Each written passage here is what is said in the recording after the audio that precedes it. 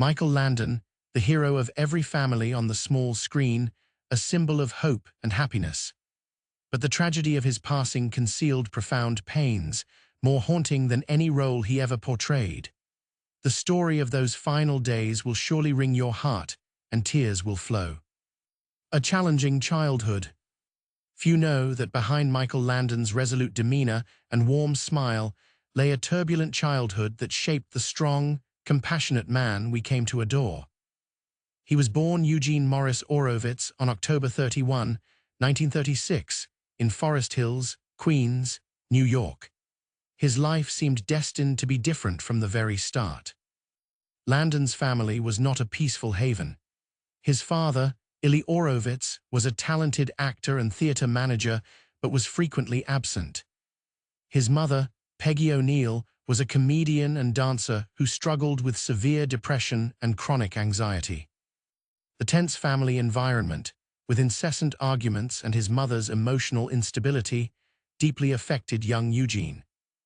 Instead of a home filled with laughter, his childhood was marked by loneliness, fear, and a burning desire for a truly peaceful home. His mother even engaged in shocking behaviors, such as attempting suicide in front of her son, leaving behind deep psychological scars. When the family moved to Coleswood, New Jersey, the situation didn't improve. Eugene became a target for school bullies due to his different appearance and his Jewish name. The thin, timid boy was often teased and beaten by his peers. These traumatic experiences left not only physical scars, but also lingering trauma, causing him to become withdrawn and carry a deep sense of insecurity. However, it was precisely in these difficulties that Eugene found an outlet and a burning passion: javelin throwing. He poured all his energy and spirit into this sport, seeing it as a way to prove himself and seek recognition. With extraordinary effort, he became an excellent javelin thrower, even earning a full athletic scholarship to the University of Southern California, USC. The dream of a bright future seemed to open up, but fate once again tested him. A severe injury during practice permanently ended Eugene's promising athletic career, pushing him towards an entirely new path. This seemingly rock-bottom moment was actually the beginning of a great journey. With dreams of acting and a new name, Michael Landon, he decided to leave his painful past behind to reach for the spotlight. His harsh childhood did not break him. On the contrary, it forged a strong, resilient, and empathetic soul.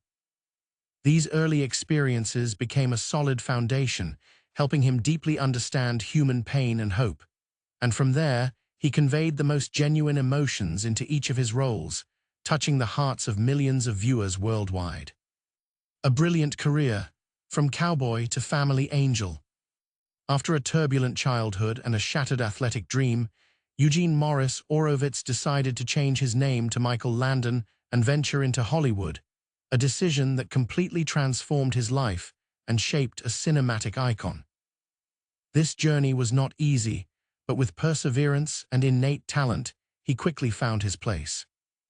Michael Landon's initial small roles served as stepping stones to discover his acting abilities. His career truly took off in 1959 when he was cast as Little Joe Cartwright in the classic Western television series, Bonanza. This role as a young, impetuous but warm-hearted cowboy turned Landon into a shining star, a familiar face in millions of American homes. He stayed with Bonanza for 14 years, from 1959 to 1973, gaining invaluable experience in filmmaking, not only as an actor but also as a writer and director for many episodes. This is where he honed his storytelling skills and developed his distinctive humanistic filmmaking style. However, the pinnacle of Michael Landon's fame and influence must be attributed to Little House on the Prairie. In 1974, he not only took on the lead role of Charles Ingalls, the exemplary father, a paragon of compassion and family love, but also served as executive producer, director, and writer for most of the episodes. Under Landon's hand, Little House on the Prairie was more than just a typical television series. It became a cultural phenomenon, profoundly conveying values of kinship, resilience, kindness, and faith in life. The show touched the hearts of millions worldwide, solidifying Landon's position as a master storyteller and a visionary artist. Following the resounding success of Little House on the Prairie, Michael Landon continued to affirm his filmmaking philosophy with the series Highway to Heaven, which premiered in 1984. In his role as Jonathan Smith, an angel sent to Earth to help people in need, Landon continued to deliver inspiring messages of love, forgiveness, and compassion. This series, once again, confirmed his ability to create works with profound meaning, going beyond mere entertainment. Michael Landon was not just a talented actor, but also a filmmaker with a heart. He cultivated a public image of an exemplary father, a compassionate hero, and someone who always brought hope. His brilliant career is a testament to a tireless spirit and a desire to share positive values. It was this strong, vibrant image that later created a tragic contrast with the personal battle he would face. Shocking diagnosis. While the world was still captivated by the positive messages Michael Landon conveyed through his films, behind the scenes, a terrifying personal tragedy began to unfold. In April 1991, his life suddenly turned upside down when he received a devastating diagnosis: terminal pancreatic cancer. This was a massive shock, not only to him, but to millions of fans. Michael Landon, a man always full of energy, healthy, and a symbol of vitality, suddenly faced an unavoidable death sentence.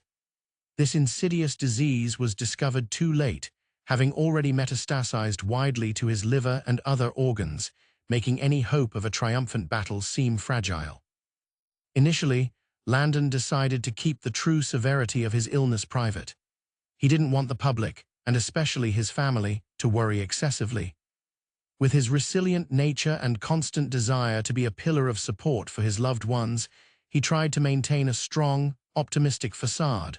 He continued to work, even planning new projects, as if nothing had changed. This courage was both admirable and deeply tragic, as he had to silently endure physical and emotional pain alone.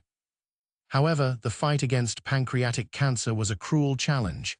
Symptoms began to appear more clearly: rapid weight loss, persistent fatigue, and severe pain. Despite his attempts to conceal it, his body gradually wasted away. The treatment, if any, served only to prolong his life rather than cure him. Each passing day was a struggle with relentless physical pain and the psychological burden of knowing his time was short. The fear of death, worry for his family's future, and regret for unfinished business weighed heavily on the man who was once a symbol of joy and hope. This silent battle, hidden behind the stage lights, transformed Michael Landon from a screen hero into a patient facing the cruelest fate. As the pancreatic cancer relentlessly consumed him, Michael Landon knew he couldn't keep this fight hidden forever. With extraordinary courage, he decided to publicly announce his illness in April 1991, a move that sent shockwaves across the globe. The public was stunned, but quickly rallied with support and prayers for their hero. The most memorable moment during this period was his deeply moving interview on The Tonight Show with Johnny Carson. Landon appeared visibly thinner, but his eyes still held a resolute glint and his characteristic humor. He spoke about his illness frankly, not concealing the brutal truth, yet maintaining an incredible optimism. He joked that he would beat the disease like a man, hoping his fight could inspire others. Landon's courage and calm demeanor in facing death touched millions of hearts, earning him both admiration and sorrow from his fans. In his final weeks, Michael Landon dedicated every precious moment to his closest loved ones. He knew that every second was invaluable. Conversations with his wife, Cindy, and his children were imbued with love and the sorrow of impending separation. He tried to impart his final advice, life lessons, and profound messages of love. He told stories, he laughed, he cried with them, striving to create beautiful last memories. His family witnessed his gradual physical decline, a heartbreaking process as the great father and husband they always admired slowly slipped away. Landon's physical pain was somewhat eased by the boundless love from his family, but their emotional anguish was endless as they faced the inevitable loss. On July 1, 1991, just 3 months after publicly announcing his illness, Michael Landon took his last breath in Malibu, California, at the age of 54. His passing left a massive void in the hearts of the public and the entertainment industry. Although his death was anticipated, the loss was still immense. Thousands of fans and colleagues sent their condolences, mourning a talented artist and a great man. The unusual circumstances behind Michael Landon's health battle. The British Channel 5 and American Reels documentary series Autopsy, The Last Hours of, airing since 2014 in its 10th season, continues to investigate the causes of death of various public figures. One such figure is the lead actor, director, and executive producer of the Little House on the Prairie series, Michael Landon, 1936 to 1991, who became the subject of an episode. Michael Landon passed away at the age of 54 from pancreatic cancer. The show hypothesized that given his paramount role in the successful series, Michael Landon might have contracted cancer because the filming location was situated near a nuclear research center that had experienced previous incidents. In February 1991, Michael Landon began experiencing severe abdominal pain. On April 5, 1991, he was diagnosed with pancreatic cancer that had already metastasized. On May 9, 1991, he appeared on the American television program The Tonight Show to share details about his illness. During his life, actor Michael Landon was known for being very physically active and possessing a fit, healthy physique. Therefore, he was utterly shocked to learn he had cancer. Unwilling to accept the harsh reality in front of his doctor and family, he immediately performed push-ups to demonstrate to the doctor that he was not sick. The series, Little House on the Prairie, aired on American television from 1974 to 1983, with filming activities taking place in the rural area of Simi Valley, California, just over 20 km from the Santa Susana Field Laboratory Research Center. Here, in 1959, several incidents related to a nuclear reactor had occurred. In the latest episode of Autopsy, The Last Hours of, analysts proposed 2 theories, but the majority leaned towards explaining Michael Landon's cancer as a result of his daily heavy drinking habits. In the program, experts collectively analyzed and largely agreed that while not entirely ruling out the possibility that working for a long time in an area with a history of nuclear incidents could be linked to Michael Landon's health issues, the majority of experts still favored the theory that the actor's lifestyle habits directly impacted his health. During his life, Michael Landon himself admitted to being a fairly heavy smoker and drinker.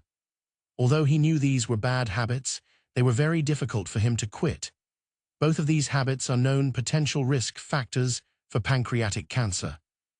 In interviews, actress Karen Grassel, who played Caroline Ingalls, the wife of Charles Ingalls, Michael Landon's character, also shared that crew members were all familiar with the morning, afternoon, and evening breaks Landon needed. These were the times when he allowed himself to smoke and drink after hours of focused work. So, what was the real cause?